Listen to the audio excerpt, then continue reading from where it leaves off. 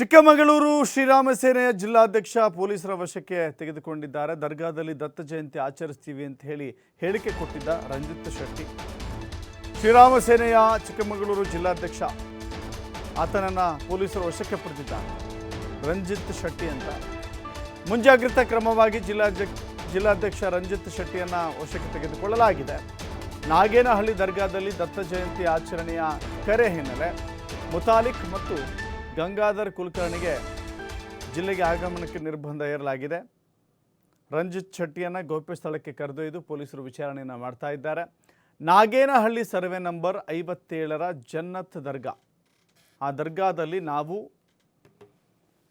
ದತ್ತ ಜಯಂತಿ ಮಾಡ್ತೀವಿ ಅಂತ ಹೇಳಿಕೆಯನ್ನು ಕೊಟ್ಟಿದ್ದ ಕಾರಣಕ್ಕಾಗಿ ಕೋಮು ದ್ವೇಷ ಅಥವಾ ಕೋಮು ಭಾವನೆಯನ್ನು ಕೆರಳಿಸುವಂಥ ಹೇಳಿಕೆ ಇದಾಗಿರೋದ್ರಿಂದ ಶಾಂತಿ ಕಾಪಾಡುವ ಮುನ್ನೆಚ್ಚರಿಕೆಯ ಕ್ರಮವಾಗಿ ಪೊಲೀಸರು ಈತನನ್ನು ವಶಕ್ಕೆ ಪಡೆದಿದ್ದಾರೆ. ಈ ಹಿಂದೆ ಅನೇಕ ರೀತಿಯ ಅವಘಡಗಳು ಸಂಭವಿಸಿದ್ವು ಕೋಮು ಪ್ರಚೋದನೆ ನೀಡುವಂಥ ಹೇಳಿಕೆಗಳ ಕಾರಣಕ್ಕಾಗಿ. ಹೀಗಾಗಿ ಅಂಥ ಹೇಳಿಕೆಗಳು ಪುನರಾವರ್ತನೆ ಆಗಬಾರ್ದು ಎನ್ನುವ ನಿಟ್ಟಿನಲ್ಲಿ ಆತನನ್ನು ವಶಕ್ಕೆ ತೆಗೆದುಕೊಂಡು ವಿಚಾರಣೆ ಮಾಡಿದ್ದಾರೆ. ಇನ್ನು ಶ್ರೀರಾಮ ಸೇನೆಯ ಮುಖ್ಯಸ್ಥ ಮುತಾಲಿಕ್ ಮತ್ತಿತರರು ಕೆಲವಷ್ಟು ಜನರನ್ನು ಜಿಲ್ಲೆಗೆ ನಿರ್ಬಂಧ ಹೇರಲಾಗಿದೆ.